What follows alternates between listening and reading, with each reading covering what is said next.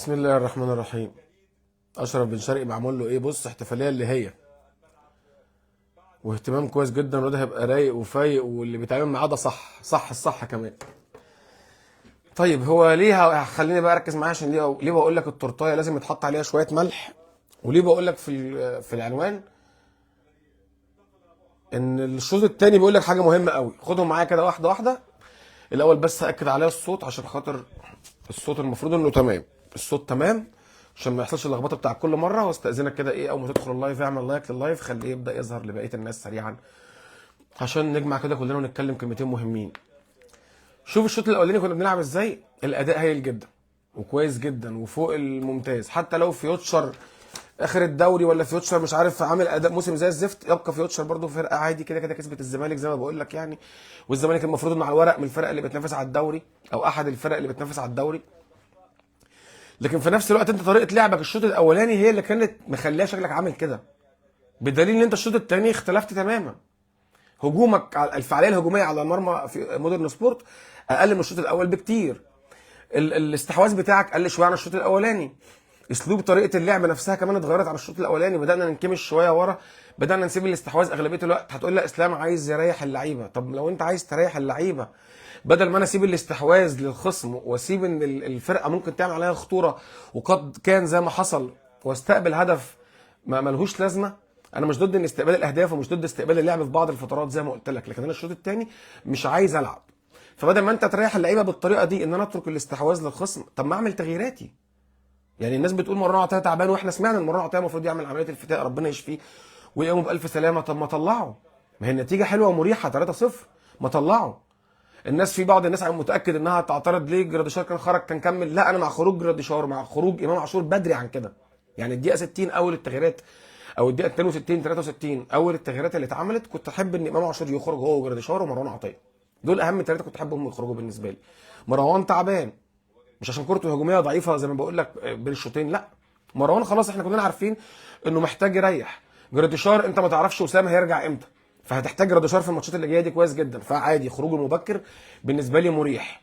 انا كنت ضد خروج قفشه، كنت شايف ان اللي يخرج امام وجراديشار ومروان عطيه، ده كان افضل بكتير. وانزل مكان مروان عطيه احمد رضا. ما هو جاي فايق ورجليه في الملعب، والواد من كتر الماتشات اللي انا شفتها له، انت عارف ان انا بتفرج على بتروجيت. الشوط الثاني سيء جدا، الله يفتح عليكم. بس عايز اسالكم سؤال قبل ما اكمل كلام، مين مان اوف ذا ماتش؟ افضل لاعب في المباراه في رايكم؟ اكتبوا لي في الكومنتات كده، وانا هركز دلوقتي مع الكومنتات. قول لي كده عبال ما الكلام يوصل لك، عشان عارف ان الكلام بيوصل متاخر شويه، بس انا هحط عيني على الكومنتات دلوقتي. فعشان كده بقول لك ليه حطينا التورتايه، ليه حطينا عليها شويه ملح؟ ما انت بادئ الشوط الاول بتورتايه جميله. شفت نص الملعب من غير اكرم، لعيب كره، لعيبه كره بتلعب حاجه تانية. شفت بس نص الملعب من غير اكرم. مش فاهمك يا كريم يا فين، نص ملعب من غير اكرم كويس جدا. ده انا اكرم بص كاتب ايه في ورقه لوحده. بص دي ورقه فاضيه، ادي الشوط الاولاني اهو، كاتب فيها كلام كتير نبقى نتكلم فيه ان شاء الله على اليوتيوب. وادي الشوط الثاني، ما عنديش مشكله والله نرميه مع ندفد، خلاص ما انت كده كده كسبان وبتنزل ناس، ما عنديش مشكله. مان اوف ذا ماتش ولا واحد؟ ليه يا عادل؟ ليه مش شايف ان عندك مان اوف ذا ماتش ولا واحد؟ احمد يا هشام قريت كومنتك، خالد السيد قريت كومنتك، هقول الاسامي. لكن بص الشوط الورقه دي، ليه مروان يخرج الدقيقه 90؟ المفروض يخرج من بدري. وليه اكرم؟ شفت الكوبري اللي لبسه اكرم؟ كلكم صح ما عدا خالد، مع احترامي يا خالد السيد، كلكم صح وانا مبسوط جدا. مش عشان رايي من رايك يا جماعه، لا، انا لما بقول رايي في حاجه، في افضل لاعب في المباراه او في حد عايز اكافئه او اسقف له، بديك اسباب.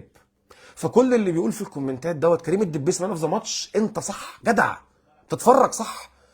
اللي بيقول ايه اللي بيطلع ده؟ خالد السعيد، انت مش غلط يا سعيد ومش غلط يا خالد، وما قلتش امام عاشور افضل لاعب عشان انت غلط. انت برضه ممكن تكون حسبتها بالتقييمات اللي بتتحسب. انا ما اعرفش مين اللي خد مان اوف ذا ماتش، لسه ما شفتش. بس امام عاشور جاب جونين والدنيا معاه زي الفل وكان مأدي اداء كويس.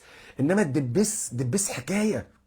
الدبيس لما تيجي تتفرج عليه عيل كده، حاطط فاول في العارضه واداء رجولي، والواد بياخد الكور. هوريك شويه لقطات بقى على اليوتيوب في الفيديو اللي هينزل تحليل، عشان ممكن انزل اللايف ده على اليوتيوب بعد الماتش على طول لحد ما اخلص بس فيديو التحليل، لان بياخد مني كام ساعه، بياخد مني وقت كبير بصراحه.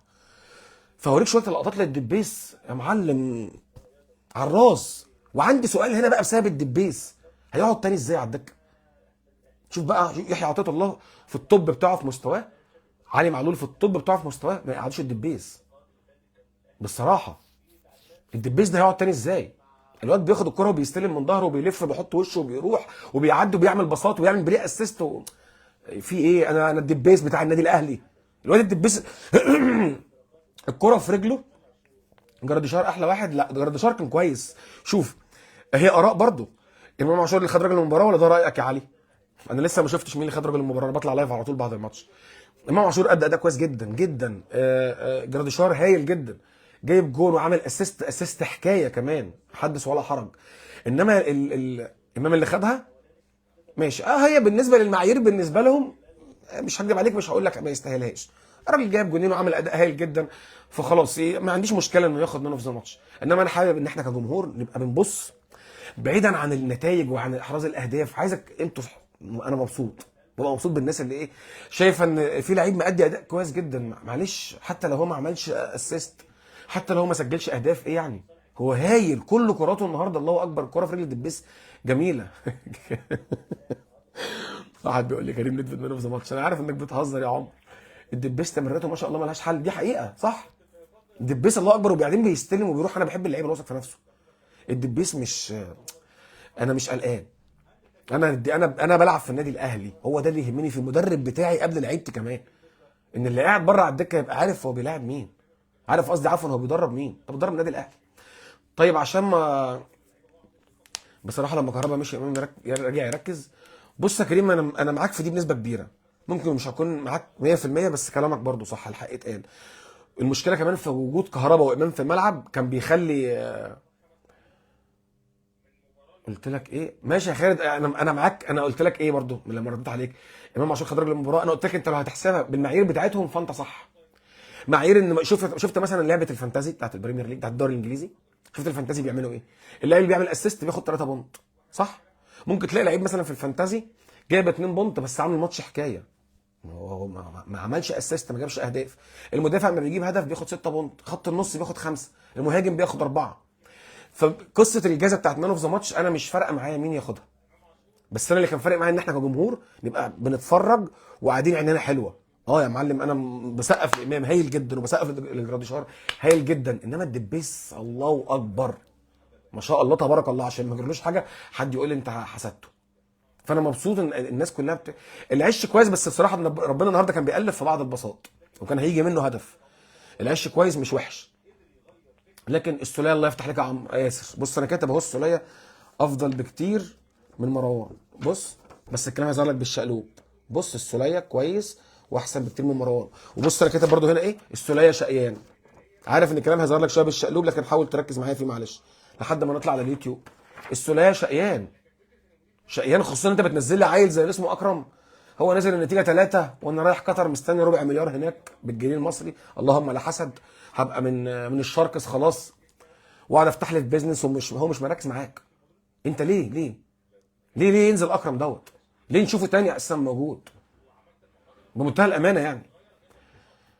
الدبيس ما يقعدش دكه طبعا، دي حقيقه. ايه رايك في عمر كمال؟ لا وحش طبعا، واتضايقت من الكوره بتاعته اللي شاطها، هو ما يلحقش يتقيم مش هكدب عليك، لكن انا مش عايز الانانيه، مش عايز الانانيه تاني. طيب ركز بقى معايا في الحته دي عشان دي اخر حته مهمه. ليه بقول لك قبل ما نقفل اللايف، ليه بقول لك ان الشوط الثاني بقول لك حاجه مهمه جدا. الشوط الثاني بيقول لك ان احنا لعبنا كده الشوط الاولاني عشان خاطر هي فرقه على قدها، وعشان خاطر هي اخر الدوري. وانا هو انت اهو، حسين وقفشه عاديين، ما كانوش بالسوق لو حد متخيله ولا بالقوه. يعني لو تقول لي قيم حسين وقفشه 5 من 10 6 من 10، الاثنين ياخدوا نفس الدرجه ما فيش مشاكل، من 5 ل 6 من 10 ما عنديش فيها مشكله، ما كانوش سيئين. المهم لكن برده مش افضل حاجه. ما هو المشكله ان انت بتقارن حسين وقفشه، انا بقارنهم بمين؟ بالدبيس، بامام، بجراديشار، الناس اللي كانت الله اكبر هايله قوي وباينه كويس جدا. الاسلوب التحليلي مش انا ما بفتحش قناه الاهلي مش هكدب عليك، حتى اون سبورت الماتش بيخلص وبقوم موطي زي ما انت مش سامع كده. محمد عبد الله كويس انك سالتني عليه. محمد عبد الله من اللعيبه اللي ما ينفعش تلعب لا مركزيه. لسه بتقول اسمه غلط يا اسلام؟ على مين يا زياد؟ مين اللي بيقول اسمه غلط؟ على جراديشار؟ لا جراديشار خلاص، لو بتسال على حد تاني مش عارف، جراديشار خلاص حفظت اسمه. انما محمد عبد الله عايز تركز في حاجه، محمد عبد الله ما ينفعش من اللعيبه اللي تلعب معاه مركزيه. يعني شفت الشوط الاولاني الثلاثه اللي قدام بيعملوا ازاي؟ ماتش اول حلو قوي الصراحه. الشوط الاول كنا هايلين. المهم خليني بس اكمل معلش يا جماعه. الكومنتات هنطلع النهارده على التيك توك، اخد كل كومنتاتكم عشان بس خلينا نركز في الكلمتين عشان ما انساش. المهم محمد عبد الله مش من اللعيبه اللي تلعب معاها مركزيه. محمد عبد الله عايز تاخد منه خطوره وعايز تاخد منه كوره، تخلي محمد عبد الله على الوينج متطرف، مش داخل لجوه اللي هو بيتسمى ان انجلش كده بلغه الكوره الانسايد وينجر. لا، محمد عبد الله مش الانسايد وينجر. محمد عبد الله عشان يلعب في الانسايد او يلعب في الداخل او يلعب في العمق، هو اللي يدخل بنفسه بالكوره. خطوره محمد عبد الله انه على الخط. محمد عبد الله لعيب حريف ومهاري واشول، حط تحت اشول دي خط. دايما اللعيب الشول المدافع بيصعب عليه يعني ياخد قرار، يقول لك هو الواد ده هيعدي ازاي. هو الطبيعي ان الاشول هيبقى عامل عادل على شماله ومعدي. محمد عبد الله ممكن يبقى عامل فينت كده ومعدي من الناحيه دي، عامل ستيب اوفر مثلا، رجليه الشمال من فوق الكوره معدي كده ومعدي من ناحيه اليمين، بيعمل مشاكل للباك اللي هيقابله او للجناح اللي هيقابله. لو في جناح بيرجع يدافع او سير مساك هيطلع يقابل على محمد عبد الله. فمحمد عبد الله عايز تشوف منه خطوره، سيبه زي ما هو على الخط. في طرق لعب ما ينفعش تطبق مع كل الناس مهما عملت، مهما كنت فكرك عالي وفكرك كويس. ما تقوليش ان محمد عبد الله ده اسلام انا هلعبه في انسايد وينجر. هو لعيب كويس وممكن يأدي فيها، انما خطورته عايز تاخد منه 100% خطوره، خليه جناح على الطرف. استاذنك بس اعمل لايك لللايف، خليه يبدا يظهر لبقيه الناس عشان دي اخر حته هقفل. طيب الماتش اللي جاي عندك الخميس بتروجيت، وتقريبا الاثنين على ما اتذكر. المهم احنا عندك بتروجيت الخميس، بعدها الاثنين محله، تقريبا الاثنين او الثلاثه مش متذكر. المهم عندها المحله ثم الاسماعيلي ثم الزمالك. اللي انت شفته الشوط الاولاني دوت، ما اظنش ان احنا هنلعب بيه الماتشات اللي جايه، مش هكدب عليك. شوف لو هتقول لي يا اسلام ايه شايف التشكيل الانسب من وجهه نظري للاهلي بالتشكيل بتاعه بالسكواد المعمول الجديد ده، العب 3-4-3 عادي او 4-4-2. مش هكدب عليك، عشان لو بس 4-4-2 بشرط واحد، في وجود وسام وجراديشار الاثنين، او 4-4-1-1 او 4-3-1-2. كل ده يمشي معايا كويس جدا. حتى 4-2-3-1 ممكن تلعبها، بس هتلعب بلعيب اللي جنب الست دوت يكون حد ما بيلعبش سته. يعني ما تقوليش مروان واكرم او الستايل بتاعهم، ما تجيش خالص. اكرم توفيق مش مهتم وبصراحه ما ينزلش تاني يتجمد، انا ما اعرفش، مصيبه بالنسبه لي لسه اكرم ده موجود في الملعب. ما علينا عشان ما اطولش عليك بقى، انا كمان اروح اعمل الفيديو بتاع اليوتيوب باذن واحد احد ان شاء الله. الماتشات اللي جايه دي ربنا يعديها على خير. كان لازم احمد رضا مكان اكرم، يا عبد الله انا برضو كاتب كده ليه اكرم حتى لوحده لو الدقيقه 90، وكاتب هنا هو رضا اللي كان المفروض ينزلوا قفشه وفين التغييرات اهي. فين رضا، واللي يطلع مروان وامام وجراديشار، وكان ينزل رضا محمد عبد الله وعمر الساعه ورضا المهاجم الجديد المهاجم الصغير. ما علينا لحد كده، مش عايز اطول عليكم، اشوفكم ان شاء الله باذن الله في فيديو جديد على حسب ما نتقابل. بقول لك بن شرقي ممكن يلعب ماتش جاي، ممكن هم قالوا امبارح الاهلي اعلن على فكره ان ممكن يلحق ماتش بتروجيت، ممكن لا لسه هنشوف، لان هو جاي عنده شد. انا لو هتسالني مش عايز يلعب بصراحه. بتروجيت فرقه كويسه وفرقه رخمه بصراحه. ايه رايك في حته استغناء كولر عن معلول؟ لا دي موضوع هيطول بقى يا خالد.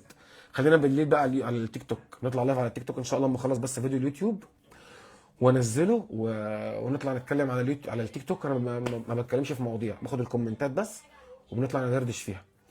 فعشان نقفل يعني، المهم انا من رايي بن شرقي لا ما يكملش، ما يلعبش قصدي الماتش اللي جاي، خليه قاعد حتى ماتش المحله، عشان خاطر كمان المحله لو هتسالني ياخد اخر 10 دقائق ربع ساعه، وماتش الاسماعيلي ياخد الشوط الثاني. مش هكدب عليك، انا رايي مش صح ومش غلط. خد بالك دايما اراء الكوره اللي انا بقولها لك ولا هي صح ولا هي غلط، دي قناعات شخصيه. الكوره كده. جوارديولا النهارده بياخد 5 يا جماعه، جوارديولا بياخد 5 من تلميذه.